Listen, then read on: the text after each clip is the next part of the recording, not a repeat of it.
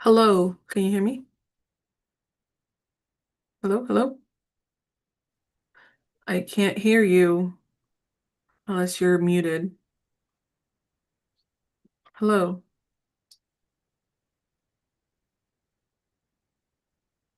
hello, hello, hello? Can you hear me? Oh, I think I can hear you now. Can you talk again? Can you hear me now? Yeah, I can't see you, but I can hear you. It's very muffled. Okay, try again. Oh, How about now? yeah.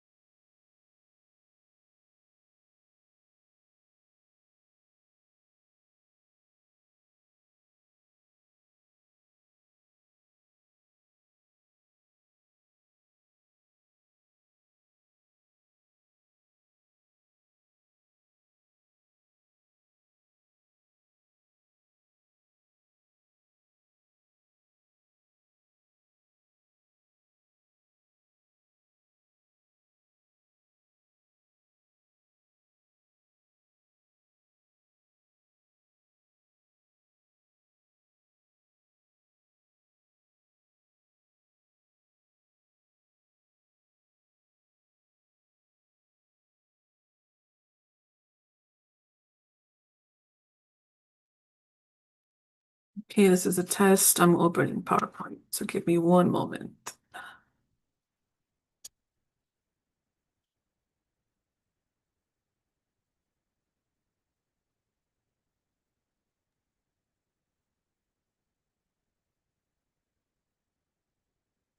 All right, I didn't know that works. Okay, sounds good.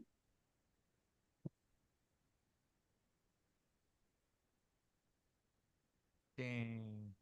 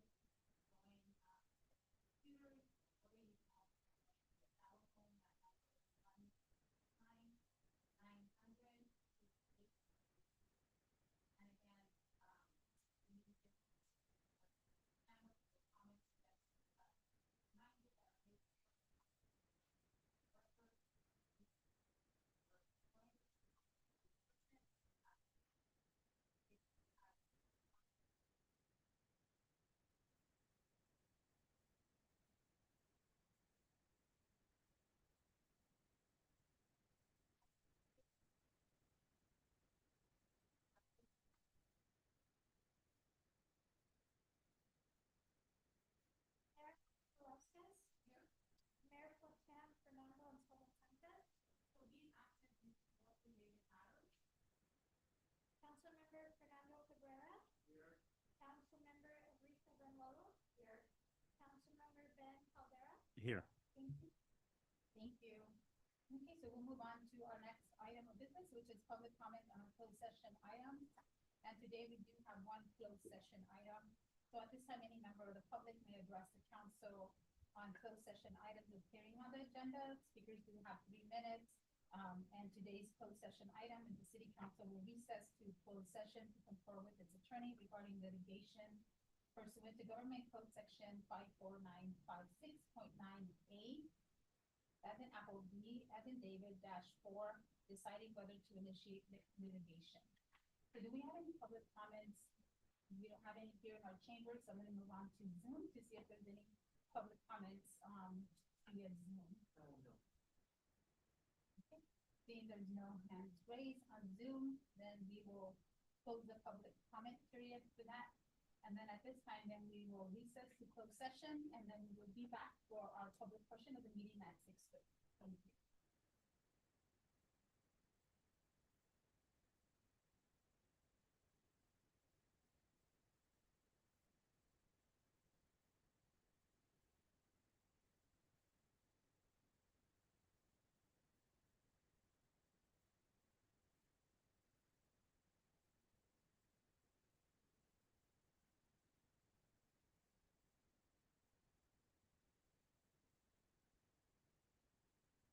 Thank you.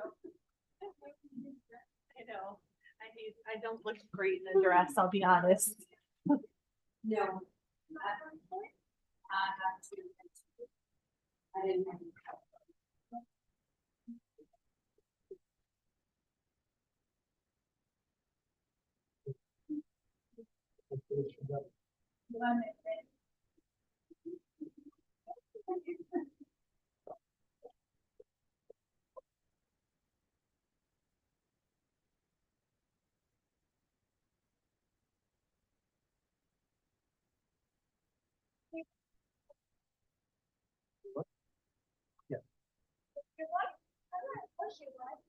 No,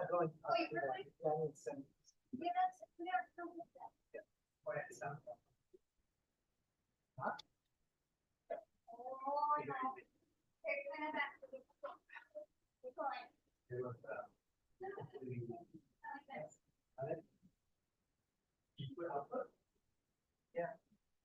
I think it's low.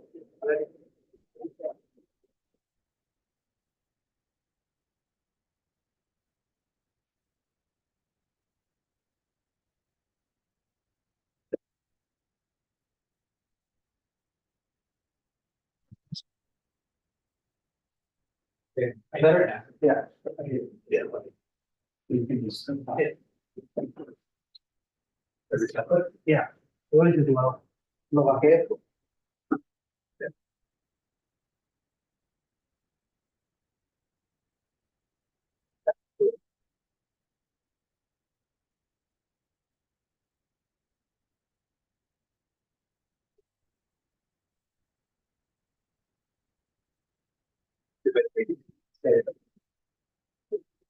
Oh, the I can hear the meters going.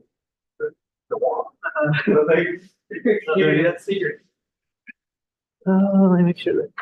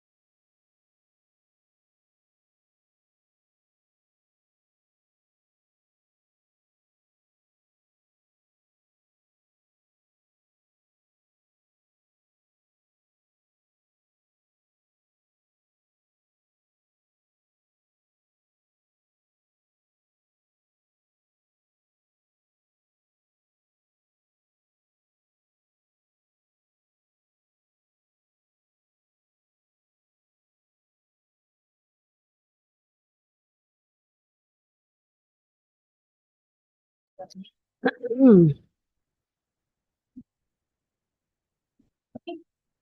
you, everyone. So we are reconvening from our closed session. We have one closed session item, and I will turn it over to our city attorney for a report out. Yeah, the report is that the council provided direction to legal counsel and no other reportable action was taken. Thank you so much. So we'll move on to our next item of business, which is our pledge of allegiance. If you guys want to help me standing. Ready? Can you lead us in the pledge of allegiance? Ready, begin. I pledge allegiance to the flag of the United States of America and to the republic for which it stands, one nation, under God, indivisible, with liberty and justice for all. Thank you.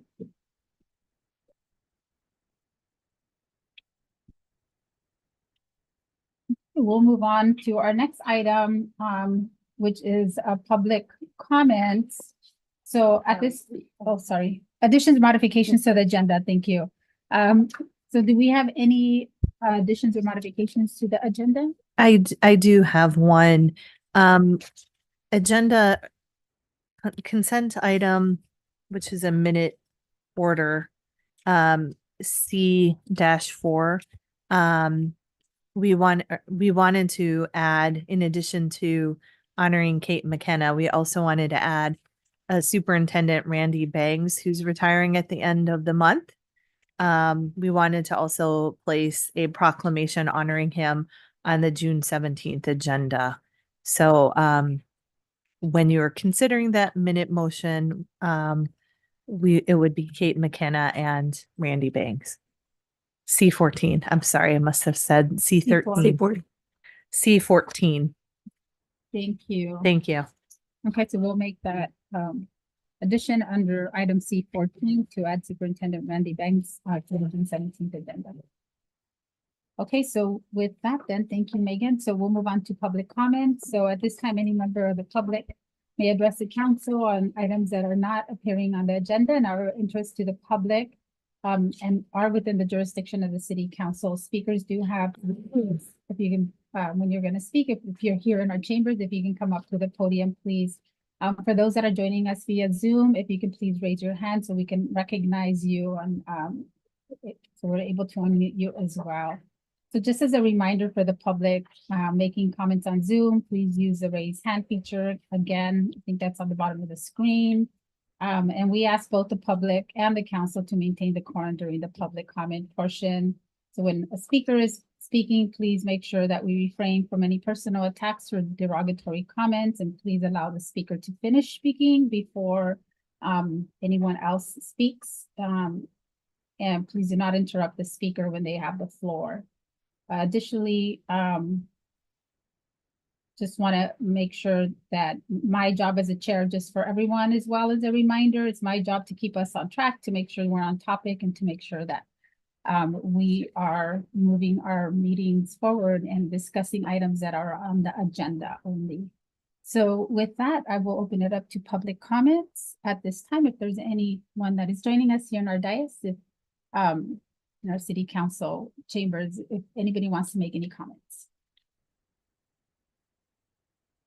Okay, seeing none, then I will take it out to the public to see if there's any members of the public that wish to make a public comment at this time.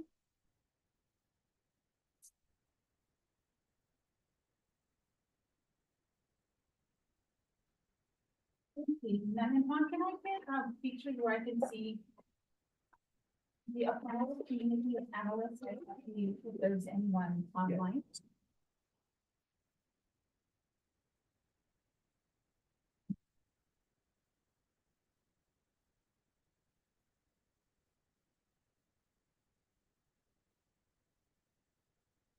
So I don't see any hands raised at this time.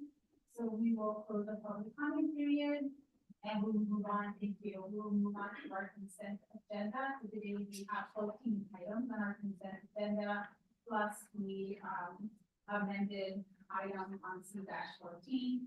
So at this point, I will ask the members of the public if they wish to pull an item from the consent calendar for additional discussion or comment. Seeing none here, any members of the public that are joining us via Zoom? Okay, seeing none, then I will bring it to the council. If there's any members of the council that wish to pull an item from the consent calendar for discussion or comment. Lucy Ted.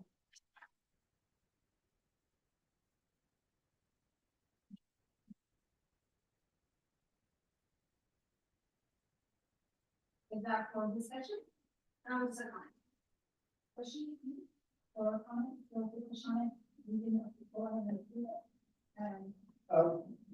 Make a comment before we do, so, before we do the motion. Perfect, and then I'll pull for to defer comment.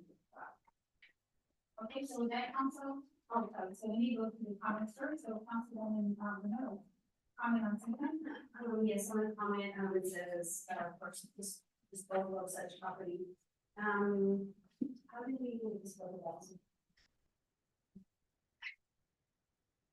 Yeah, for the surplus. So we take it to Johnson Canyon and it's recycled before it's dumped. So most of the materials are recycled. Okay. Through the Solid Waste Authority. Okay, and on my comment on C14, I just wanted to take a moment to say congratulations to Kate McKenna, who's executive director of LACTO, as she will be retiring. She's been with LACTO for 20 years. Has been, I've had the opportunity and pleasure to work with her for several years now. Want to, extend our congratulations. Oh, thank you. Sorry. I want to extend our congratulations to Kate McKenna and all the work that she's done for LAFCO throughout the different processes. I know she's helped here locally with the city of Soledad, some of our some of our special districts as well. So Kate, we wish you much luck in your retirement and go out there and do the things that you enjoy to do. So congratulations. Okay, so with that, council will entertain a motion to approve items with C1 through C14 with the amendment to C14, including Superintendent Randy Banks. So moved. Okay, so we have a motion on the floor and a second. So a motion by Councilmember Cabrera, second by Councilmember Caldera. All in favor, say aye. Aye. Any opposed? Any abstentions? Okay, motion carries. Thank you. So with that, we will move on to our next item, which is our first business item, resolution number 6368, a resolution of the City Council of the City of Soledad approving garbage collection rates for fiscal year 2026-27 with an effective date of July 1st, 2026. So I will turn this over to Megan. Yes. So I'm going to introduce Aliyah Zavala. Did I say your name right? So before I turn it over, I think Juan is gonna work to get the PowerPoint presentation up. Just a little background. The city of Soledad has an exclusive franchise agreement with Tri-Cities Disposal and Recycling Services for solid waste, recycling, and organic services through June 30, 2035, with 2 optional 5-year extensions. The agreement allows for an annual rate adjustments based on the consumer price index. So for folks, this is what we're here to discuss. And for the upcoming fiscal year, the proposed rates do include this CPI-based increase. It's been reviewed and deemed accurate and compliant by both the city and the Salinas Valley Solid Waste Authority staff. The total rate increase is 3.4%, or approximately $1.43 per month for the average residential customer. So it is a minimal adjustment that folks will see, but it's pretty, as we mentioned, it comes up to $1.43 per month. So we have the updated rates. They're detailed in Exhibit A. And with that, I would like to turn it over to Aaliyah, and I didn't know if you wanted to introduce. Here's Caesar Suni. Set. All right, so real quick, Thank Mayor you. Velasquez, council members, city staff. I want to take a minute before Elia comes up here and does her presentation to introduce myself to the council and to the city of Soledad. My name is Cesar Zuniga. I am the new general manager for Salinas Valley Solid Waste Authority. I wanted to come forward before the council so you can put a face to the name. A little background about myself. I've been in the solid waste industry for 31 years. I started my career at the Johnson Canyon landfill in 1995, and I've been with the Salinas Valley Solid Waste Authority for the past 25 years. I'm extremely proud to be serving my agency in this role.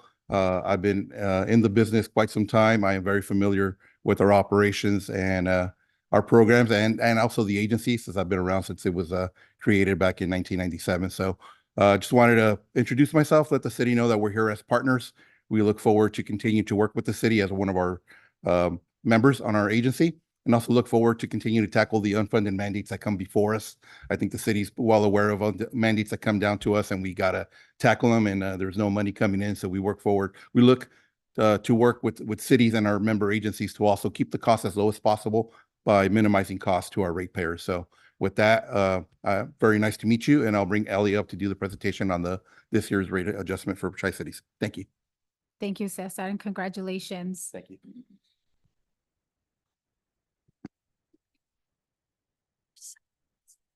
All right, well, good afternoon, everyone. My name is Elia Zavala, and thank you, Megan. I think you probably already did the presentation for me, but we'll go through it and go over a little bit more of the details. I'm not entirely sure that our forwarder works. So we might have to move the slides forward for you. Okay, let's give it a try. There it is. Perfect. All right. Okay, so as the city manager mentioned, we are presenting the proposed rates put together by Tri-Cities Disposal for beginning July 1st, 2026 for the fiscal year.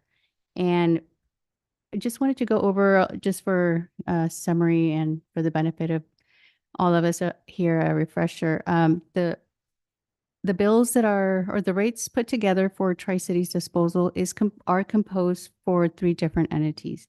It's Tri-Cities Disposal has their service fee, their cost for collecting the materials, and then there's the fee components for the Solid Waste Authority that are the fees that are from the landfill for processing the materials, either landfilling, the diversion programs, or the organics material processing. And the city of Soledad also receives a franchise fee as well. So as mentioned, the Tri-Cities, sure.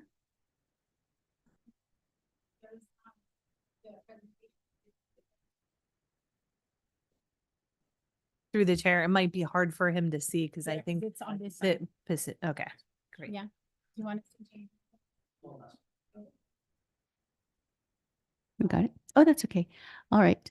So again, the proposed rate adjustment for this year, this coming fiscal year, includes a 3.73% adjustment. It's the CPI adjustment for the service fee component, which is about a 1.81% of the overall fee for Tri-Cities.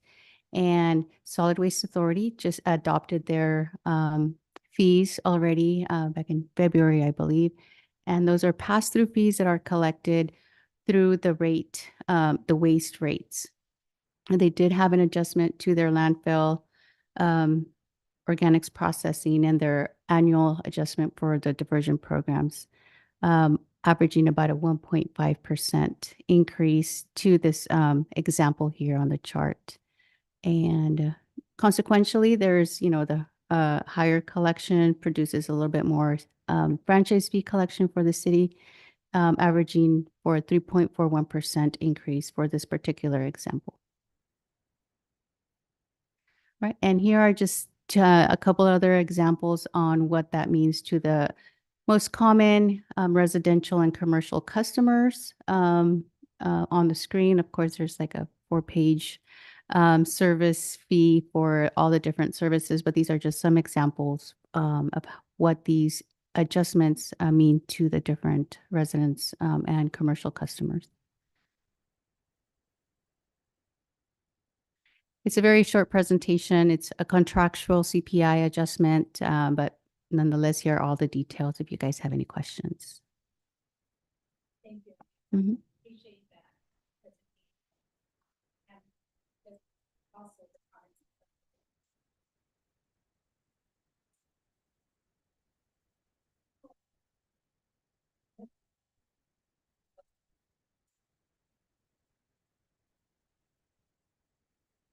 Let me take it out. Sorry, I keep forgetting to push on my little microphone here.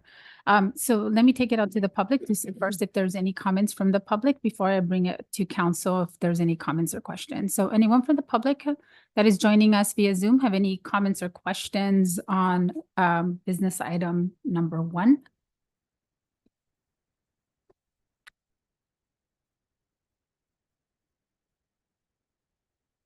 Okay, seeing no hands raised, then I will bring it to the council and I'll start, we'll do comments and questions. So I'll start with Councilwoman Morelos, who also sits on the Salinas Valley Waste Authority Board.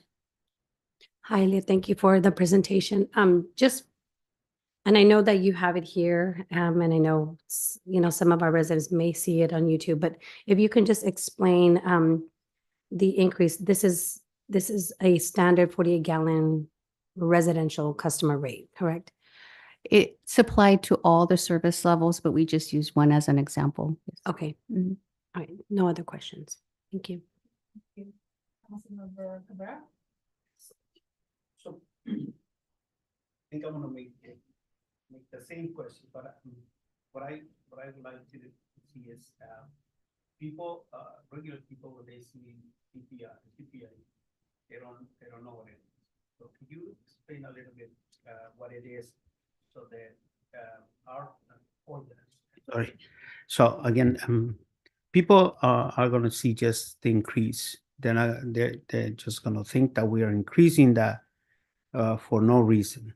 That is, I'm talking about from a customer perspective. These guys are increasing again my garbage. So that's how people react. So could you explain a little bit what CPI is, so that people understand is it enforced? Why is it enforced? Why do we have to do it every year? I will give that a try. Mm-hmm. Yes, it's simple terms. We have, the contract has terms and conditions, and the consumer price index is the what the acronym spells out. The cost of doing service for this area, and we use a particular index from, I don't remember the name right now, but it's a particular index that we use for this area and how much it costs to do business. And I know that, the service has certain costs, and there's labor and fuel and everything that relates to doing business here in this area. And as things go up, we look at this index and say, how much is the cost of this particular index that we selected for this contract?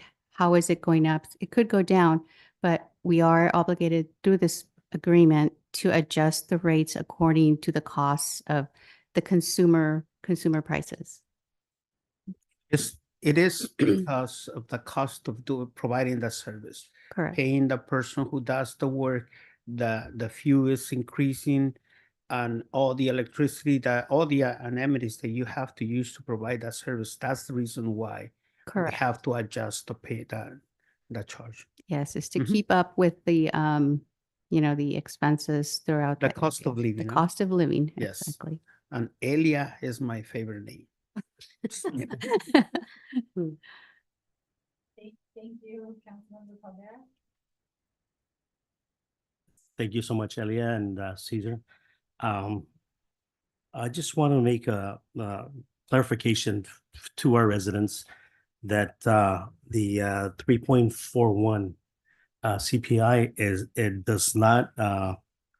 it's not based on the whole entire water bill that we get, right? It's just on the The garbage garbage. rates. So with that in mind, just because the question was asked to me about, you know, the whole bill and it's not, it's just that 3.41 to the waste, I mean, to the just regular waste nets. Exactly, yeah. Yeah. Okay. Thank you. That's it. Yeah, thank you. Thank you. And thank you for noting that, because that was one of my comments on our bill, everything's jumbled, so. Thank you for noting that, yeah, because I know we get things, yeah, we hear it. Mhm. Yeah, thank you so much, both Vivian and Caesar. Thank you for the information provided in regards to the CPI, and I think we go with the San Francisco index, right? It's the Correct. FSO index that applies to us for the CPI increase on an annual basis. So again, just to reiterate to our residents, this is already part of a 5-year agreement. The adjustments are already included based on, yeah, obviously the CPI is already included. It'll change and modify every year, but Every that's, year. but that's already included in the contractual 5-year agreement. So just want to make sure our residents understand it. We're not doing anything different than what was already approved in our 5-year contractual agreement. And it's important to be able to look at what's on there in the rates. And I will say, knowing a little bit more about the industry, I think these rates obviously are comparable, right? I mean, it's. We do, yeah, we have, this is a new contract, Tri-Cities. The city entered into a contract with Tri-Cities, a new contract last year. So this is the conclusion of the first year.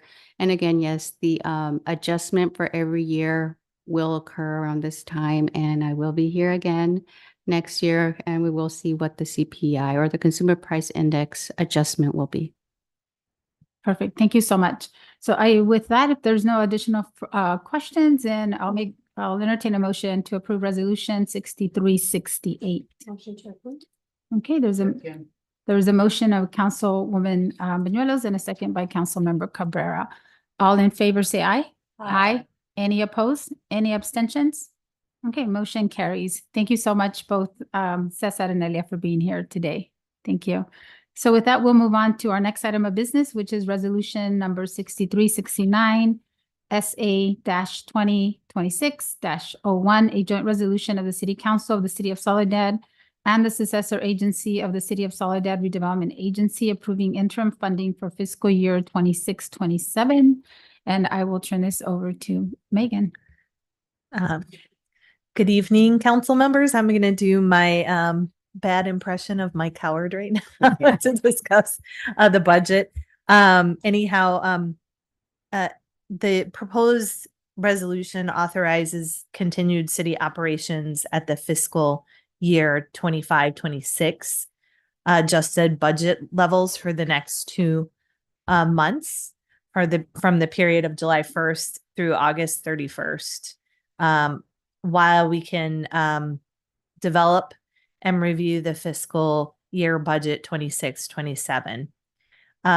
This interim funding approach is necessary due to the failure of Measure A, the parcel tax measure for fire and emergency medical services in the June 2nd election, as well as negotiations with CAL FIRE as we embark on a new service contract and the implementation of a required 3-person staffing model on the engine. With Measure A not receiving voter approval, the city is going to have to identify and implement significant service reductions to maintain a balanced budget. The interim budget period will provide staff with the necessary time and council, for that matter, to evaluate reduction options and to develop recommendations. We do plan to engage the community in discussions regarding the impacts of these proposed service changes. And then staff intends to return to council in August. It'll likely be the second meeting in August with the proposed recommendations for the 26-27 budget and corresponding service reduction recommendations for consideration. This was also an approach that Gonzales did for a similar reason as the City of Soledad. So again, this is just to kind of continue our budget for the next 2 months so we can plan and ways of how we're going to adapt given that the additional revenue that we hoped with Measure A is not going to come to fruition within this fiscal year. And that concludes my report. Thank you, Megan. Let me take it out to the public to see if there's any comments first from the public that's joining us via Zoom. If there's anyone joining us via Zoom, let me check. Okay, if there's any comments on resolution number 6369 at this time, any members of the public that wish to make a comment that are joining us via Zoom? Okay, seeing no hands raised, then I will bring it back to the council, seeing that there's no one in our council chambers. And I'll start with Councilmember Caldera if there's any comments or questions at this time. We'll entertain both. Question. Thank you, Megan, for all the work you did on the Measure A, and hopefully I was hoping we had it. I thought we had it in the approved, but I mean, apparently not. Anyways, just wanted to ask, is it possible we can put it on the November ballot also, or is that just once a year measuring? So legally, we could put it back on the November ballot.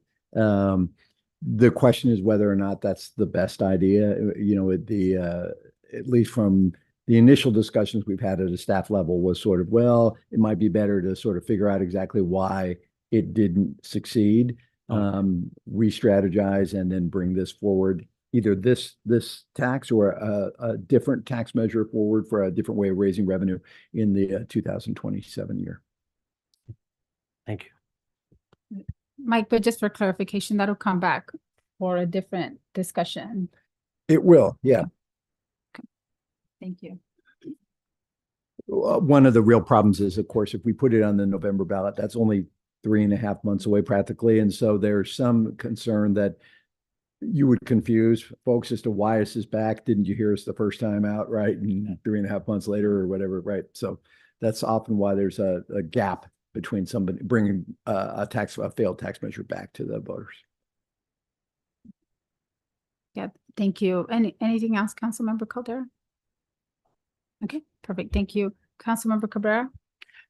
Yes, I want to make 2 comments. The first one is that to make clear to the public that this resolution is extending how we've been doing business so far, right? Up until now, and we're going to extend it for 2 months.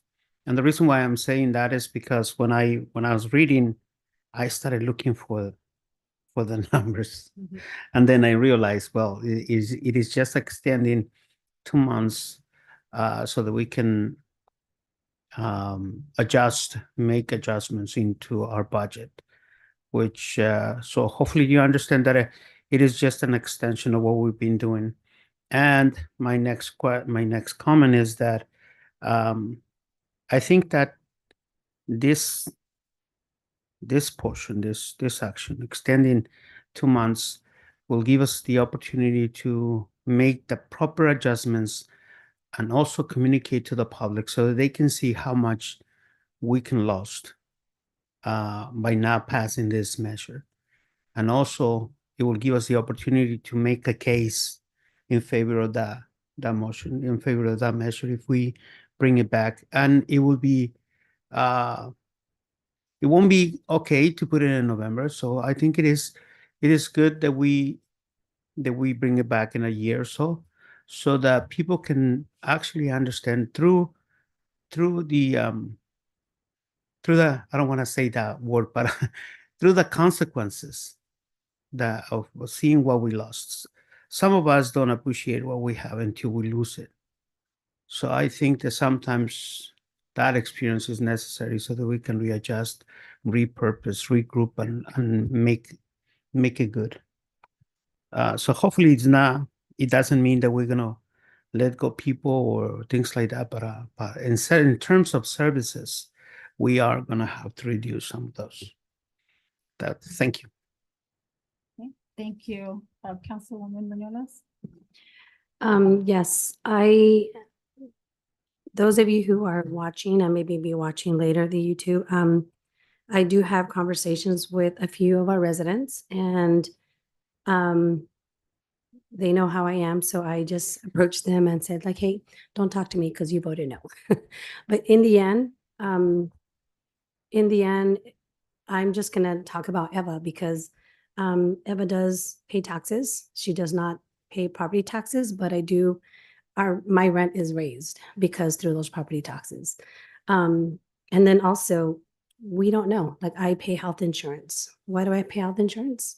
Because I need it, but I don't use it. But in the end, if something does happen, then I have that. So I just wanted to share that with the public and have those conversations. We need to revisit.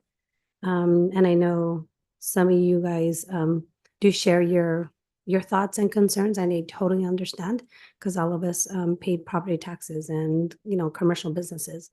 But and I thank you, Mike, for being proactive in preparing for in case it didn't pass. So I just want to do a shout out to Mike and also Megan too, and Jesus, for everyone that's behind the scenes doing the work. So I wanted to make sure I give a shout out to them. Thank you. Thank you. Thank you, Megan, for bringing this forward. So we will come back, and as stated in the council report, there will be time for the team, the city staff, to be able to look at budget workshops within that time frame for the next 2 months while we extend, the continued services and operations. But there is, as stated in the council report, the budget workshops, I think now are more critical than ever. I know we've talked about them in the past, but really having community workshops with the council and also with our residents and to ensure that they joined us in those workshops, and the more that we can do outreach, informing our residents of the budget workshops that are going to occur, and that their voice is really critical to the process as well, and also to the awareness and understanding of what some of those budget considerations are going to come forth to the council for future discussion and for implementation. It is important for our residents to be able to be part of that dialogue and to understand that there is going to be budget workshops that we're going to have, and we really want to make sure that people are involved and people are part of those discussions, and people are hearing that we are transparent in terms of the deliberation of the budgets and what we have to work with as part of the city. So I just want to make sure that that's clear to our residents. I also want to make sure that I take some time to thank all the volunteers that did go out there and support Measure A. Thank you for your time. Thank you for your dedication, and thank you for your commitment, as well as also to our firefighters. I just, my thank you, my appreciation. I can't say it enough, that they were there making sure that our residents understood what the measure was about, and any questions that they had, bless you, that they were able to answer that. So I just want to say a big thank you to our firefighters that were consistently out there and supporting the measure. So thank you so much for that. I also want to make sure that I extend a thank you to the residents that did vote yes for the measure. I know that the voter turnout was low, and it's been that way, which is unfortunate. Hopefully we get more voter turnout, but to those that voted yes, I want to say thank you for the support, and thank you for supporting the importance of the need for our firefighters and our public safety and our EMTs. To our residents who didn't support, I also want to say that we acknowledge that these are really difficult times. I know the discussions with many of you were really difficult in terms of how difficult it is for people right now, the financial impacts that our community members are going through. Obviously, nobody thought we were going to be in this war. That has really brought up different price increases. So I know financially our residents are strained, and I want to say we acknowledge that as well through this process. And You know, but for that reason as well, I think it's important to be part of the budget deliberations to be able to understand where we're at in terms of our budget process. So with that, thank you to the staff as well. They did an amazing job of getting the information out. So with that, if there's no additional comments or questions, and I'll entertain a motion to approve resolution number 6369-SA 2026-01. And I'll go ahead and make the motion myself to approve resolution number 6369. Okay, so I have a motion on the floor, myself, Velasquez, and second by Cabrera. All in favor, say aye. Aye. Aye. Any opposed? Any abstentions? Okay, motion carries. Thank you. So, yeah, thank you, Megan, and we'll look forward to the workshops. Okay, so with that, we'll move on to resolution number 6370, a resolution of the City Council of the City of Soledad authorizing the city manager and the city attorney to negotiate, prepare, and execute a deferred development impact fee agreement with Wood Investment Companies. And I will turn this over to Beatriz Trujillo, our Economic Development Director. Yes, good afternoon, Mayor. Give me just 1 second to share my screen.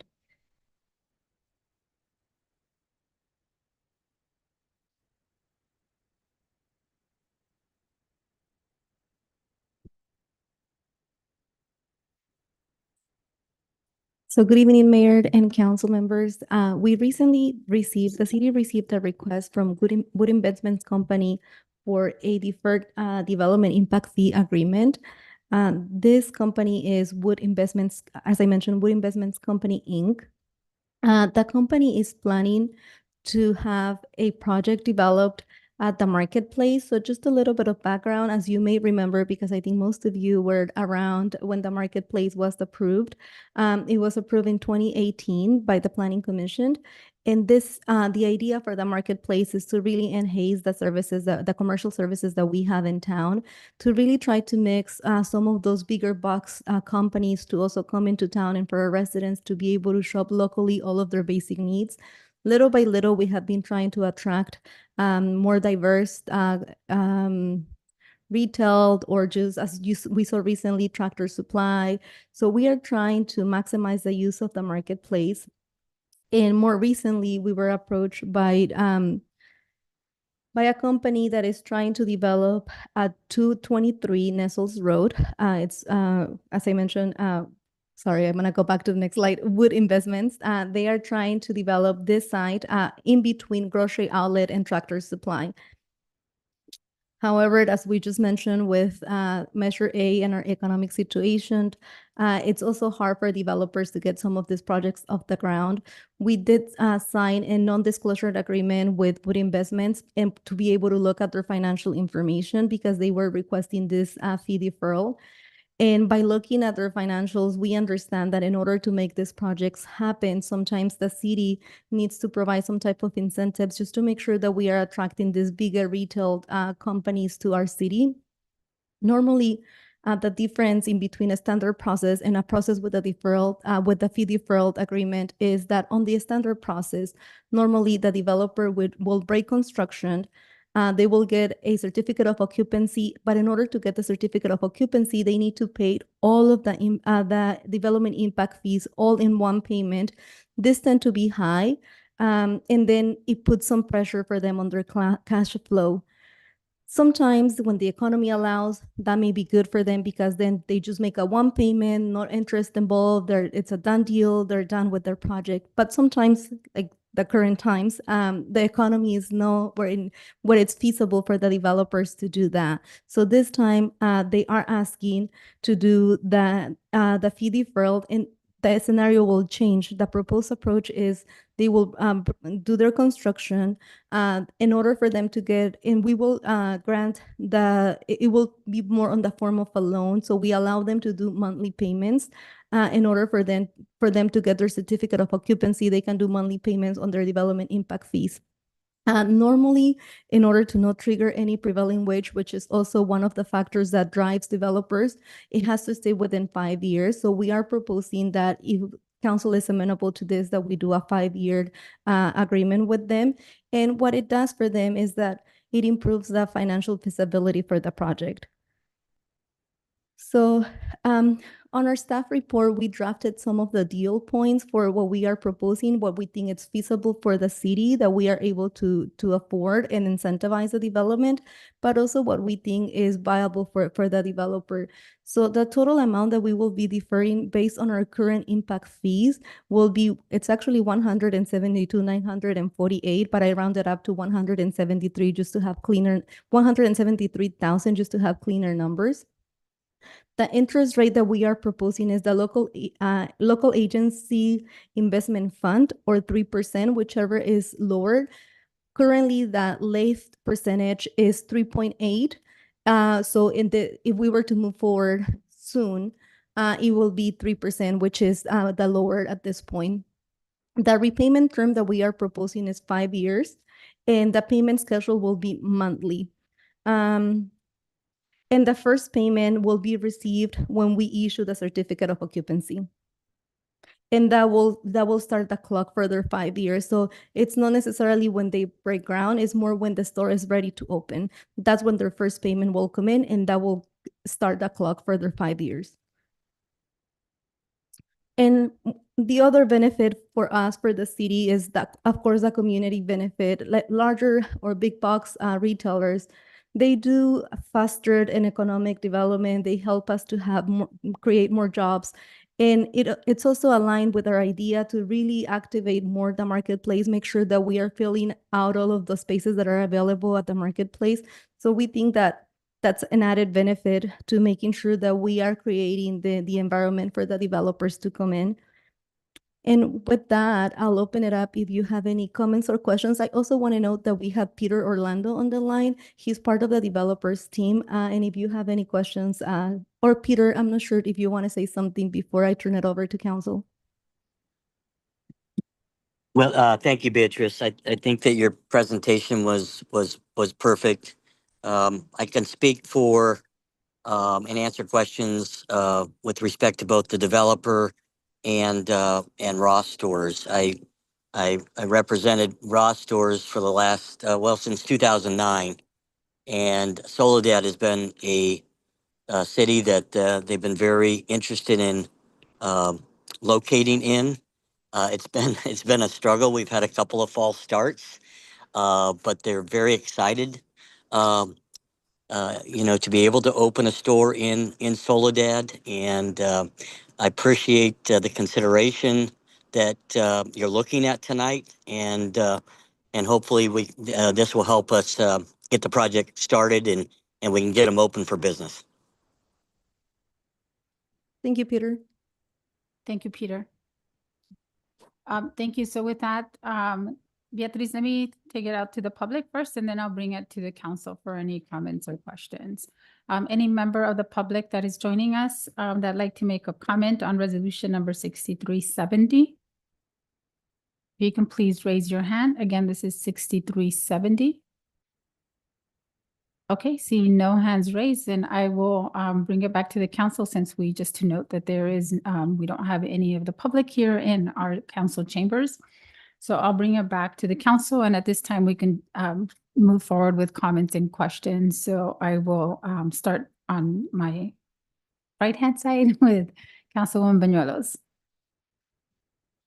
Yes, thank you. Thank you, Beatriz. And I'm reading the staff report on the, what is it? The review and analysis, strategic plan alignment.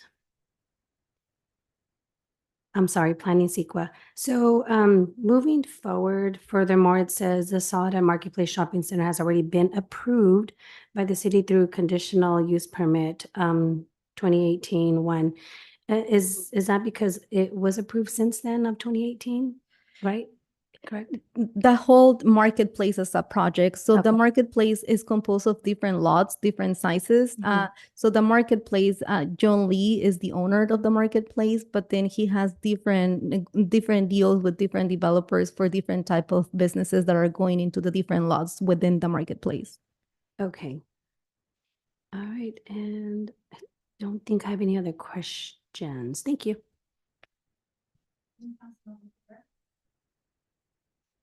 Thanks.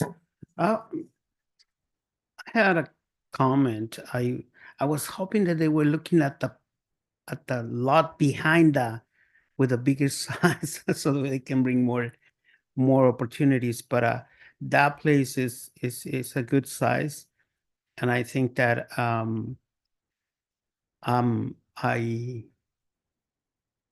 I strongly support this because we need more businesses to come to our city. Our residents, I think that our residents have that mentality of buying local, and I visit the business all the time, and they have an excellent customer service, and people like purchasing the stuff here. So if you guys are looking at Soledad as initially for this project, I hope that you guys can bring more projects to our communities. Thanks. Thank you. Councilmember Caldera. Thank you, Peter. Thank you, Adriana. I believe we're moving in the right direction here, attracting new businesses and by facilitating the financial part of this business by us deferring the monies. I think it's making it easier. It'll make it easier on this the new project that they have coming in. I really thank you for it. I mean, it's I'm kind of excited, very excited about having this type of store in our town. And thank you so much again. I'm done. Thank you. Yeah, thank you, Beatriz, and thank you, Peter. Want to make sure, like when we have the PowerPoint slides, can you send those in advance as well so the council can have those available? I know we may want to change this screen. That's what I was trying to say to this to make sure that the council members on this side can view it. Yeah, because it's a little difficult. But thank you for that. I just want to clarify. I know you made a comment in terms of prevailing wage and making sure that there's a 5-year mark so it doesn't trigger. I just want to clarify, if you can clarify that for me, because I know prevailing wage comes in when it's a public works project or there's any state and federal subsidies. And I want to make sure, at least I stated for the record that I believe in prevailing wage. I know it does add audit costs to the projects, but it's important to pay the workers, what they deserve. So I just want to make sure I understood what the prevailing wage comment was about. Yes, and maybe I can ask Mike for a little bit of help with this one. Yeah, the prevailing wage requirements would be triggered if this was a city project or a public project, or if the project was being helped in terms of waiver of fees, reduction of costs, so forth and so on. So if we were helping them actually construct a project with a gift of funds or a waiver of funds. So those are the triggers that we would look at for prevailing wages in this type of project. And so in this particular case, there is no waiver, there is no gift of funds. They're just going to be spread out over a period of time for payment with interest. So we will get, the interest on the money as it's being paid out over a 60-month term.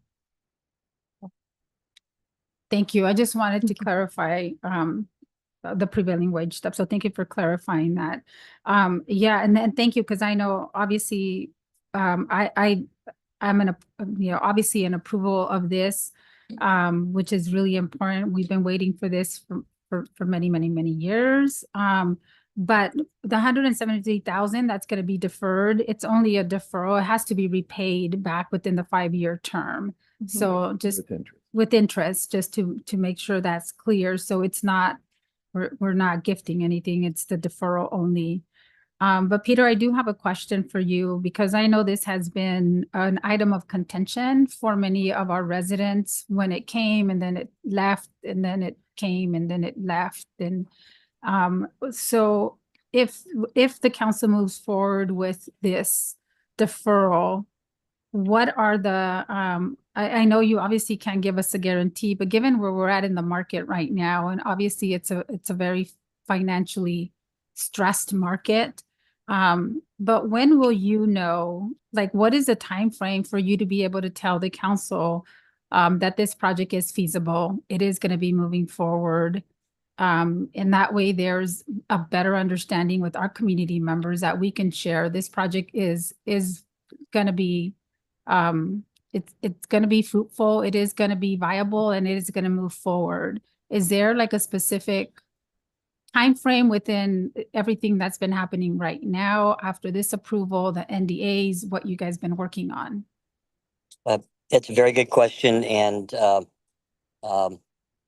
I want this to go through as much as you do. In 2022, in August of 2022, we had a construction budget whereby the per square foot cost of the building was very similar to what it is right now today. When we went to go pull the permit in November of 2022, construction costs shot up overnight everywhere, and it went up about 135%. And it at that point, it just did not make economic sense, right? And so we had to get creative, and fortunately, in working with the property owner, we were able to bring in wood investments to be able to purchase the parcel at the right price. And even then, we're at that market, right? So Wood Investments is the second developer in. They've done more than 12 transactions with Ross.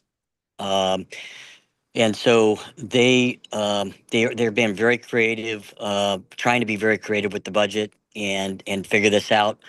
One, because they want to bring the deal to Soledad, and two, they want to maintain a good relationship with Ross stores, and that's important to them. So they're gonna go a little bit leaner on a typical return, for them, in order to get this deal done. But the way it's at right now, currently, it's just, they're borrowing at a rate higher than what the return is, and that just, they need to turn that table. Okay. To answer the question about time frame, what's great is they have not stopped progressing with the negotiation of the lease with Ross, and it's in its final form.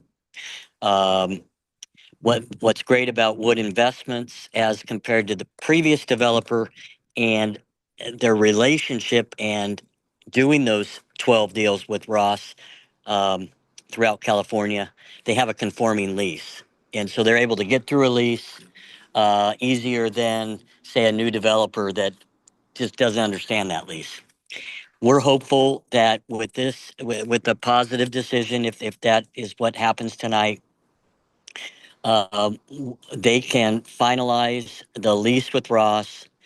I would say that they would then move to close escrow within 60 to 90 days.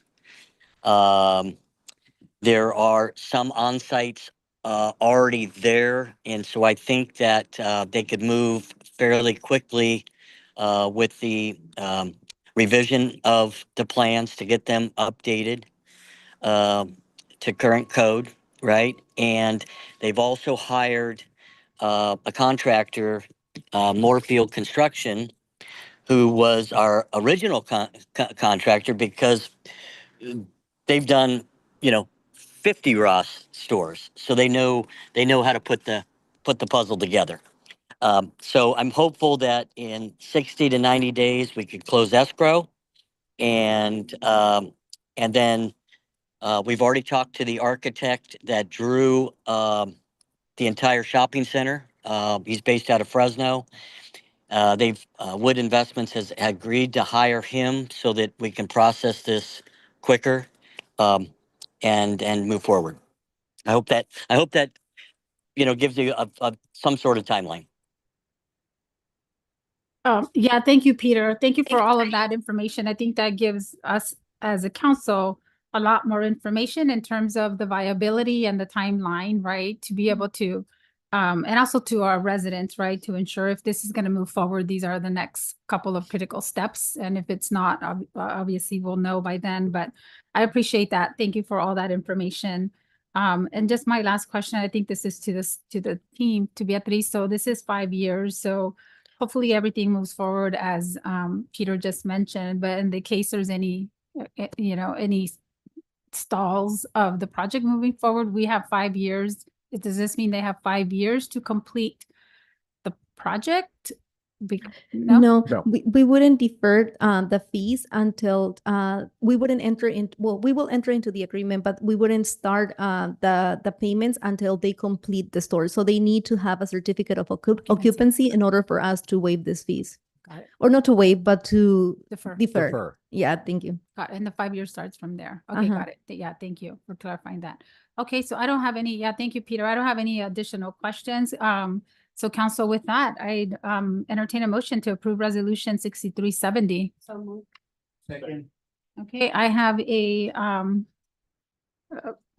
motion on the floor by Councilwoman Bañuelos, and then I'll go to Councilmember Cabrera. All in favor, say aye. Aye. Any opposed? Any abstentions? Okay, motion carries. Thank you. So we look forward to hearing great news. Okay, so we'll move on to our next item of business, which is resolution number 6376, a resolution of the City Council of the City of Soledad authorizing submission of a formal response regarding the proposed forced sewer consolidation project for the Hacienda Apartments and outlining the city's position. I will turn this over to our city manager. Okay, we're making good time, so I'll try to keep it short. The Central Coast Regional Water Quality Control Board, and that's our local water board, has initiated the forced consolidation process for the Hacienda Apartments, which sewer connection, which is up next to Camphora Apartments. And a public hearing, or a public meeting, I should say, was held on June 3rd. And the purpose of that public meeting was to receive testimony regarding the proposed forced consolidation. Because the consolidation is being imposed on the city of Soledad, we recommend that the council consider submitting a formal comment letter from the body that would be outlining the concerns that have been raised by the council for over the past several years. I included a draft letter as part of the package, and it emphasizes a couple of different things. First of all, the Hacienda's Apartments is not located within our jurisdiction. It's in the unincorporated Monterey County, and any solution must not only address the wastewater infrastructure needs, but also the long-standing substandard housing conditions and the habitability concerns at the property. The letter also advocates for coordinated multi-agency approach. We have some assessment of this alternative sewer connection options. There are two that we find acceptable. One that would rely on a force main to force main connection is not viable for us. So we outlined that in the letter. And we also, in the letter, it identifies the acquisition and redevelopment by Eden Housing to the Camphora system as the most viable long-term option. The deadline to submit this written comment is by June 15th. I did receive a proposed edit, recommended edit from Mayor Velasquez, and I took the liberty of taking the feedback and putting it within the letter in a track change language, because I know you reviewed the original one, just to make it a little bit easier to discuss today. And one thing I am also correcting is Don Wilcox, Public Works Director, mentioned that the way that the Water Board is talking about the meeting on June 3rd is they call it a public meeting, not a public hearing, although they did notice it. So I just, to be consistent with how they noticed it, I am suggesting we eliminate, fix that one in the first paragraph.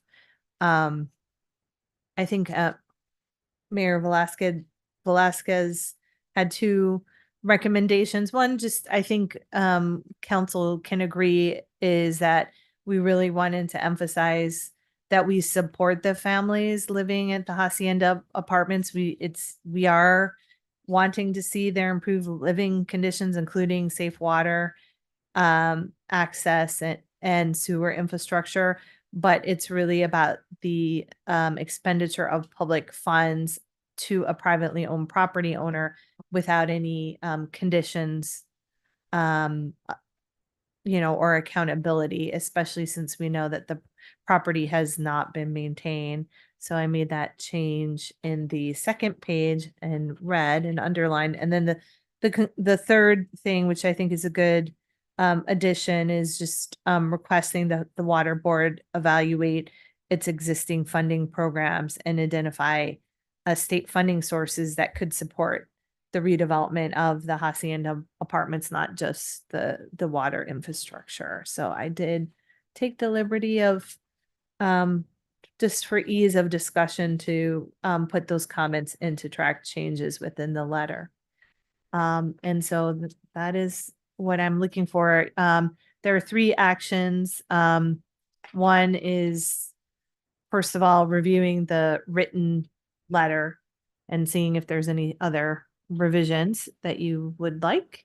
And then considering and adopting resolution 6376, which would allow the authorization of this letter as our formal response. And so that is the actions. So with that, I conclude my report. Thank you, Megan, for your report and for the additions to the letter as well. Let me take it out to the public first. If there is any member of the public that wishes to make a public comment on this item, and I'll go out to those that are joining us via Zoom right now. And if you want to speak, if you can please raise your hand. Okay, seeing no hands raised, then I will close the public comment period, and I'll bring it back to the council. And I'll start with, this is comments or questions, and I will start with Councilmember Caldera. Yes. My question to Mike, is this pretty common, fairly common that somebody imposes something like this? No, this is this whole action is based on fairly recent legislation. I think 2018, it may be a little bit later, but in any event, it's to our knowledge, it hasn't actually happened right under the statutory authority that they have cited. There's been they've walked up to this issue once before in one other location, but we sort of are the test case for the implementation of this new law. Okay, well, I mean, it seems to me that it's a lose-lose situation for us. And I'm not really in agreement, and I'm okay with sending out this revised letter here. Thank you. Thank you, Councilmember Cabrera. Just Mike, is there any possibility they will force us to do it? That's what they have told us, that they are willing to go to the mat and actually compel us to do this.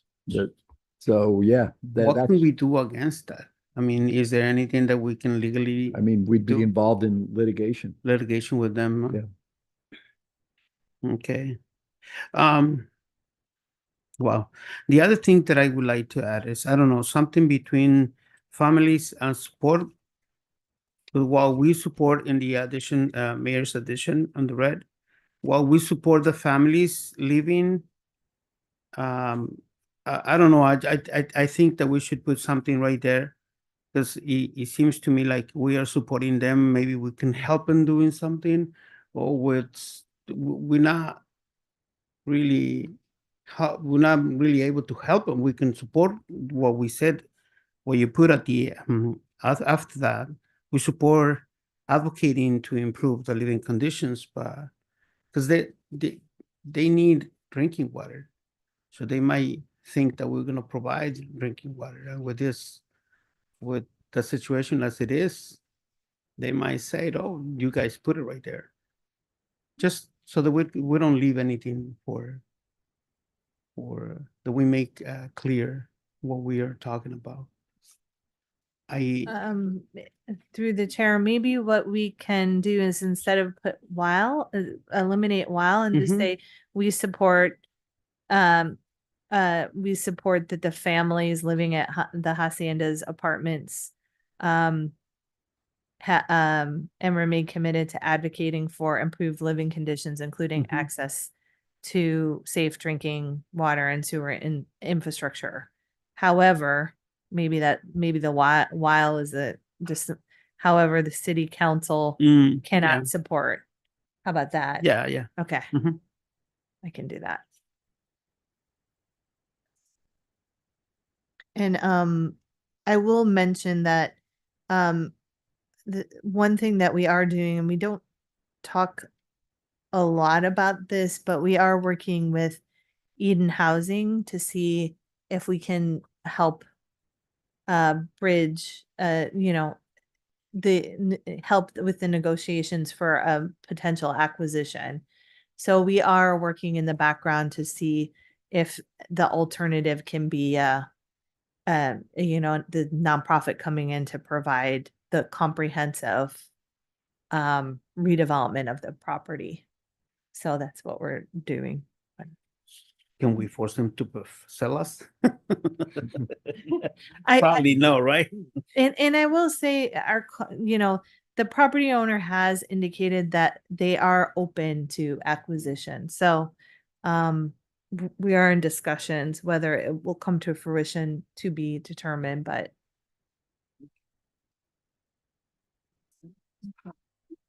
Thank you, Councilwoman, Peñuelos.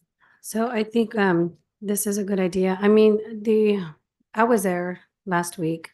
I do understand the property owner. I do understand the residents. That relationship they built, but more importantly, it's the families. It's the families, the first generation, second generation, third generation that are still there. And I understand because of the relationship they build. But I think, I believe, Megan, you had mentioned that they're open to discussion, the property owner's correct.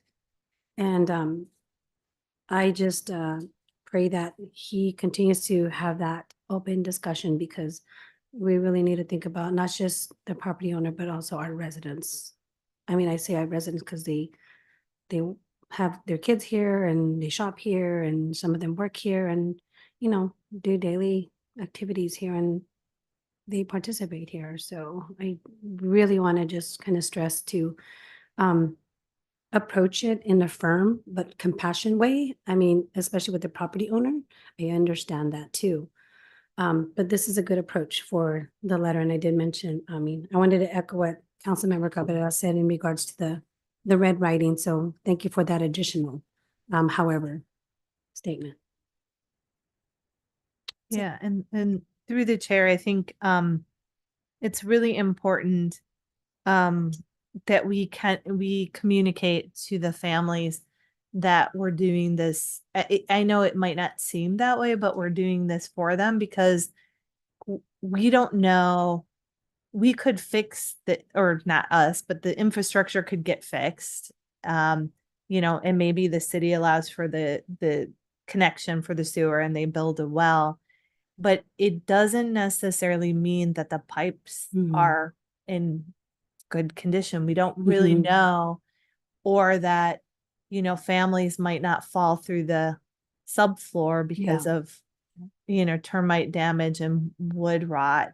So we're really just trying to say like, we get it, you don't, and right now they are receiving bottled water. So I think that's one important point to make, but we know that, these are important conditions and they're living in not great conditions, but We don't want them to get this and then everyone Mhm. walks away and the sunlight is off of this property and then all of a sudden we start hearing things like, sub floors are, collapsing or, electric shorts or anything like that. So I think by continuing to put the pressure on both the state and hopefully the property owner also sees kind of the writing on the wall that these are 80-year-old, labor housing units that were never meant to have families in them or to be occupied full time. And so they're just, we need to get folks to understand that we're looking for the best so that we can really help the families. And, the good news is, Eden Housing could have washed their hands of this situation. They don't have to help. There's not really in it for them, but they're doing it because they think that's the morally right thing to do. And they're coming forward with a willingness to support. So hopefully we can advocate and push and, work with our legislators to understand that's going to be the best solution for everybody. So anyhow, thank you. Thank you. Yeah. Thank you, Megan, and thank you for adding this, just the minor edits, but I think it was important for me to be able to ensure that we put the families there and that we support the families, because I think we've been saying that since the beginning, despite of what probably, people thought of the meeting last week. But I know since I've been involved with this and it's been a reiteration, again, as Megan stated in the meeting, in the letter, that we've been saying two things to the board, to the water board. And one of it, this is not in our jurisdiction, to Councilmember Caldera's point. We've been trying to push back on it, but they've been trying to push us into the wall to make sure that we understand that this is part as a legislative provision that we don't have control over, but because we're within the immediate, or I don't know, it's like 100 feet or 100 some distance. We are the closest wastewater treatment facility. And at first we were addressing both drinking water and safe drinking water. So it's been a really, the last 3 years that we've been dealing with them. It's been just really interesting. So we have been pushing back to say this is not in our jurisdiction, working with the county. So we've had multiple meetings, tons of meetings with the county as well, with Supervisor Lopez that's aware of this as well.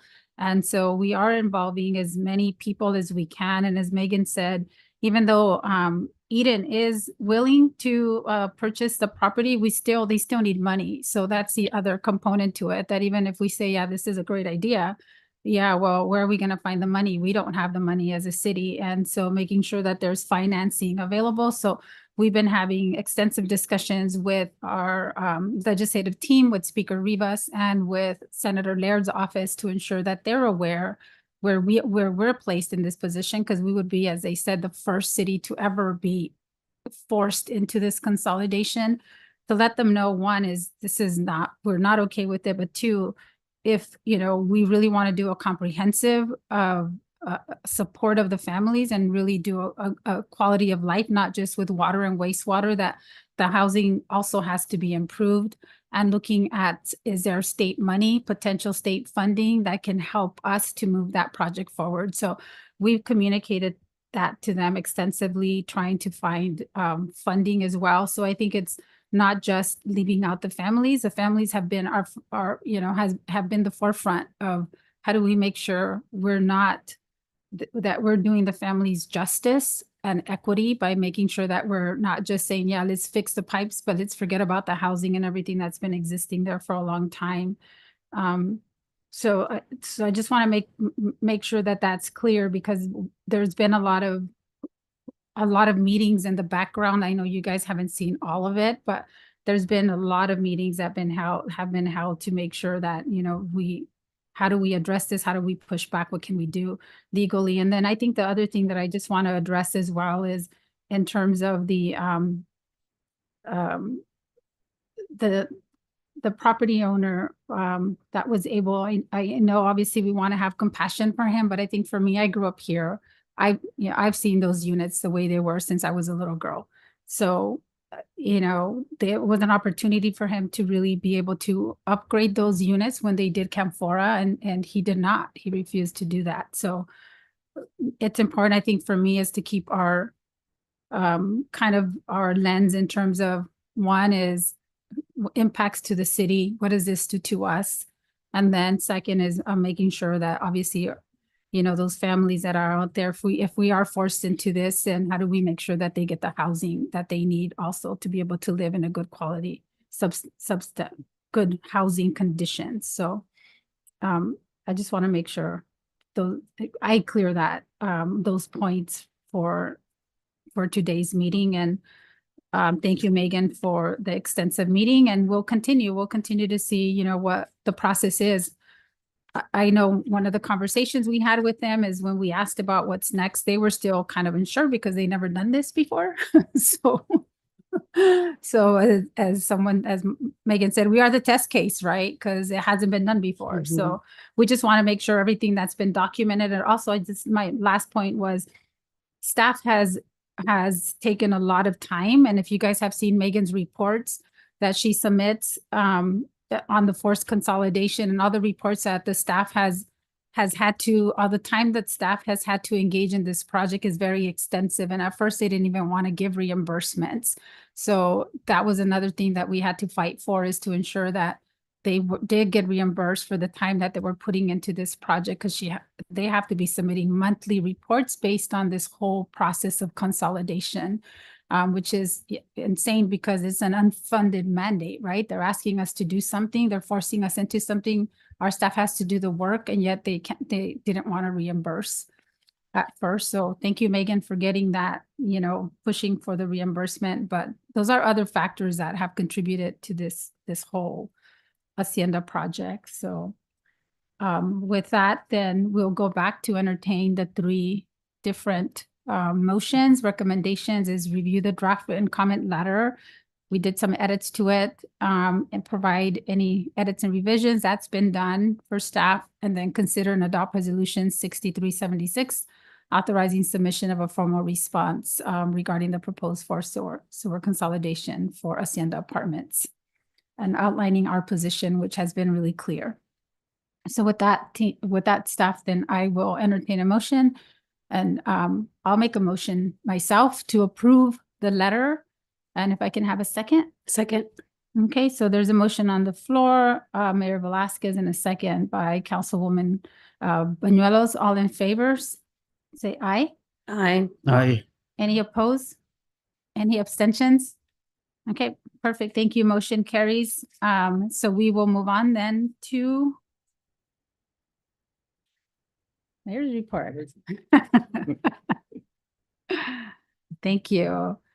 And I have been extremely busy, so I usually write my reports and I haven't had time. So just a couple of updates in terms of meetings that I've attended. I did attend the Pride Flag raising event last week. I know Councilmember Mayor Pro Tem isn't here, but just want to acknowledge him as well for continuing to move this forward. And the Hacienda's community meeting that happened last week was in attendance to that. Also attended the press event for the 2 air purifiers that the city now has as part of the collaboration with Breathe California and MBARD, the Monterey County Air Resources Board. And so just want to say thank you, because we, I know that despite some of the defeats that we've had, we've also had some great opportunities. So we are now the first, I think they said the first in the region, right, Megan, for us to have for us to be a clean air center. So our community center now is a clean air center in case there's any wildfires or in case there's any issues with quality of air, we do become that clean air center. So I'm really excited that we are able to be the first and to be able to provide this important opportunity for breathing clean air to our community members. So if you haven't seen the air purifiers, I encourage you to go to the community center and see them, because that's pretty amazing for us to be there. And I'm excited to be able to have moved that forward. I also attended the career day at Gavilan Elementary School. So thank you to always for the team that always puts on the career days. And then we also had the Salinas Valley mayors and city managers meeting as well. There was extensive discussion in regards to the Relay for Life. And I know Councilwoman Banuelos and Councilmember Caldera, we all went last year. So there's more exciting things coming in South County that we'll be able to be part of. So more will be coming forth to be able to talk about that and the dates for that to happen. So, which is pretty exciting. Okay, and with that, I just want to say congratulations to the Main Street Middle School students that graduated today, and then also a shout out for the high school students that will be graduating this Saturday. Okay, and with that, then I will turn it over to Councilwoman Banuelos. Yes. 3 minutes, Darlene. So I do apologize, Darlene. I'll give you my reports and acknowledgements because I too didn't have time to type it up. So on May 21st, I did attend the Soledad Rotary meeting. I think this is a good approach for us to have representation at the Rotary meeting because it's needed. And I like to participate in that because there's so many different events happening that Rotary brings out to not just here, but also everywhere else. I did attend on the 22nd, the career day for Gavilan School. Thank you for, again, for all the staff that put the career day. It was a good success. I also was the special MC for the Soledad Little League closing ceremonies on the 22nd. I say thank you so much for all the Soledad Little League Board of Directors and parents and coaches. You guys did amazing job, and I want to say thank you for allowing me to participate again and be your MC. And then also, I received a call from one of our residents that's not doing well, so I went to go and visit with them and just kind of just sit with them, and it was really good. I'll elaborate more on that. And then we also had on the 23rd our cemetery community cleanup, so that way we can prepare for our Memorial Day service. I did miss Memorial Day service with the account of me having vertigo, so I did not attend that. And we had our museum open on that day too. I did meet up with Kevin and John. They're from the Alliance Energy. We had a lunch conversation. So Megan, I think they want to do like a presentation, maybe in July or August for council. I also met Councilmember Cabrera was there with me. And on the 27th, I was invited to the San Vicente School Spelling Bee and Talent Show. And I want to say thank you to all the kids who did Spelling Bee and also the talent show as well. It was just a great opportunity to support our kids and the parents that were there in support of them. I also attended the Safe Routes to School projects. It was great break rooms, great sharing information. And I really want to big a shout out to the youth council that was there, and big ol' shout out to them because they were advocating for projects that it needs to be important to them. And I appreciate that. And also I was indicted as a Rotarian on the 28th. And I also attended the final concert for the Soledad High School Band for the season.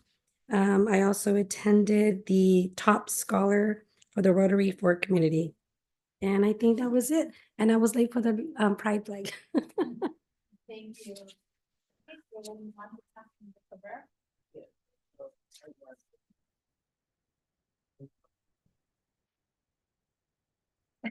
I attended the lunch with Councilmember Banuelos.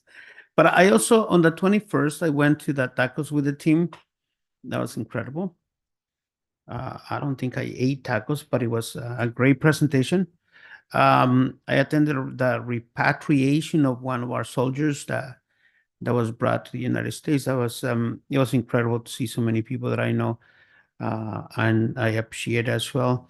June 2nd, I attended the 40 academic and students, 40 top academics and the students service community at the high school.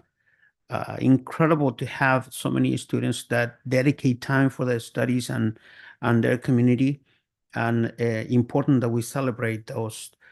June 4th, I attended the Revenue and Taxation Policy Committee that is done by the League of California Cities. On the 5th, we had a meeting with the subcommittee, the Immigration Subcommittee. On June 8th, I attended the MST board meeting, which they presented the APTA Safe, Clean, and Efficient Golden Award that they won. And some of the comments is that even though we have a small company, a small organization, it has is recognized at the national level. Just a couple of things, just to remind the public that MST will have a pass, I believe, and I have to say this, don't quote me, but I think it is $30 this summer pass, in which you can go anywhere at any time. It's full pass for the whole summer. And then Main Street, I attended that graduation for Main Street students today. It was incredible. We had 11 valedictorians. All of them matched 4.57 top grade. Incredible. A couple of years ago, when my son graduated from Main Street, they had also 10 people that had more than 4.5 grades. So for me, it's incredible, and I'm really proud that that school has gone so competitive and has so much talent in it. I also want to congratulate the Pinnacles High, which is graduating tomorrow, and also the adult schools celebrating their graduation tomorrow as well. High school students are celebrating their graduation on Saturday, and I hope I can be there to celebrate your success. Thanks. Thank you. Thank you, Councilmember Caldera. You don't need a clock for me. Or a timer, I'm sorry. On the 25th, May 25th, I attended the memorial service over at the Soledad Cemetery District. On June the 5th, attended a Zoom meeting with along with Megan, Mike, and Councilmember Cabrera. On the 6th, I attended the Mercadito. I had to leave early because the food was so good. I fed my shirt, So anyways, I left early. On the 9th, I attended San Vicente School promotion for the kindergarten group. So, which I have a grandson that's they graduated. I don't know, they have promotions for the kindergarten. Anyways, on the 9th, I had a briefing with Megan, and that is it. Thank you. Thank you, Councilmember Caldera. And I have to write mine down because I missed a couple, but I do want to highlight too, sorry, that because they are important. Megan and I met with C Monterey in regards to the tourism as well. So there's more good news coming in terms of some of the things that they're going to do and implement in South County. This also included the mayor from King City, Mayor Labar, and the city manager. And then Megan and I also met with the Hartnell president, Michael Gutierrez. So as you guys can probably notice, if you drive down through Metz Road, there's already a fencing across the other portion of the land where the Hartnell Satellite Campus is at. So just for our community members, which is exciting. I know we asked them for copies of information that we can release to our community members, but they are going to start construction on their new diesel mechanic building. And so we're excited about that. And the timeframe for construction completion is actually pretty fast. So we'll get more of that information so we can disseminate to the council and also to our public, but that was exciting news. Okay, so with that, future agenda items and. Oh, I didn't do my report. oh, sorry, Megan. It's Okay, Megan's report. Sorry, I'll be relatively quick. I did want to let council know I will be out of the office from June 27th through July 6th. I'll be returning on July 7th. And and then I'm attending a memorial service for my uncle, so I'll be out of town from July 23rd through July 27th. So just noting that. I did want to commend both the police department and IT. We've had a perfect storm of failing infrastructure in addition to the infrastructure that we've discussed with council before. And it's police department has been very patient, and IT has worked their hearts out to really get things on track and working. So I just wanted to compliment both of those departments. I wanted to give a shout out to Juan, not only for helping us, but he also put in a quick build application for roughly about $1 million through TAMSI. So keep our fingers crossed. We also have submitted a safe Streets for All application. I think it's roughly about 4.8 million.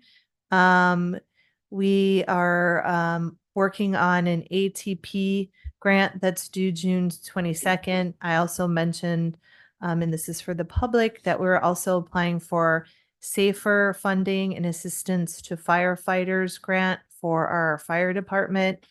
And kudos to the planning community development department, Ariana and Beatrice in particular. They took a failed attempt at getting a sustainable Caltrans planning grant and converted it into a winning application. So we learned that we are going to receive $310,000.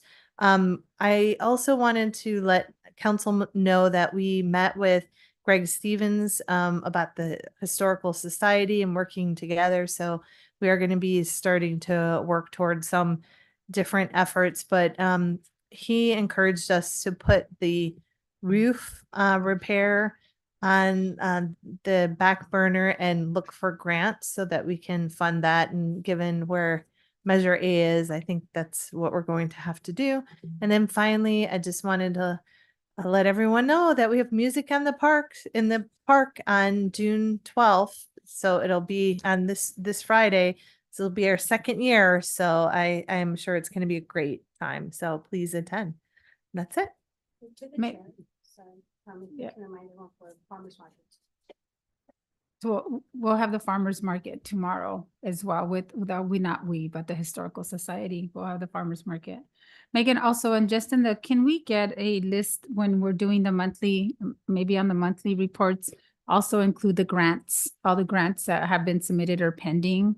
And so I just want to note, in addition to all of those, we also have 2 federal grants pending, one under Congress, Senator Schiff, U.S. Senator Schiff, and the other one under Congresswoman Lofgren for the community center and for our Container Village project. So they're both were supported by them. We were waiting them to move forward through the approval of the budget, of the federal budget. So those are other 2 exciting grants. Hopefully we get them. Okay. So with that, then we will move on. Sorry, Megan, and it's because we don't have city manager's report here. So then we'll go into that's okay. Darlene doesn't want me to talk.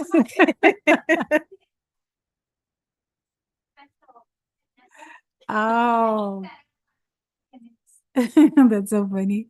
Okay, so we'll move on to future agenda items. So we missed that. I think didn't go through that. Did we go through that? No. Future agenda items. I didn't go through that. So I'll start with Councilmember Caldera.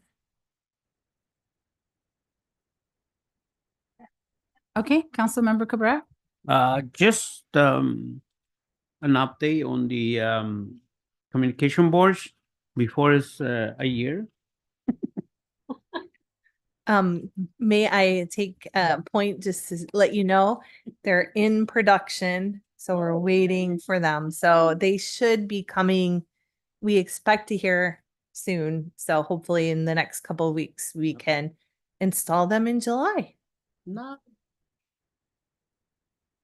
Yeah, Megan, and also I know one of the other conversations that we had with Supervisor Lopez, it reminded me of that. When the conversation was also having, for the Relay for Life, he has funding on the budget and working with all of the cities in South County to be able to have us put the banners for, Relay for Life. So they're working on that too. Okay, Councilwoman Banuelos. You know, me, just an update on the bulletin board. Are we still having a roadblock with Caltrans? Yes. We have a meeting on Friday. Okay. I think I do tend to put things in my report, but I will add that to the report this week. We'll know what happened because we're meeting on Friday, so I'll send you an update. Okay. Okay, thank you. And Megan, my only thing is I know we're celebrating obviously 4th of July, but it's also our 250th year. So I don't know if there's anything that we've included in terms of the city, and it doesn't have to be anything big and special, but I think even just highlighting, some of our city accomplishments, some of our city, I know I've seen different versions of how we can highlight the 250th, and just really focusing on the city and what we've been able to do. I think that would be helpful for our residents too. And through the chair, you mentioned you asked about a presentation for a future agenda item earlier. Oh, yes. But I don't know, we won't have any time, but maybe in July or August. Yeah, if you wanted to forward me the request. Yes. And I know this is weird that I'm going to add something, but the mayor mentioned that Hartnell, we met with the president of Hartnell. And so I think it'd probably be great to add soon for them to come and do an update. Their facilities director, I think his name is Joseph Reyes. Yeah, thank you, Megan.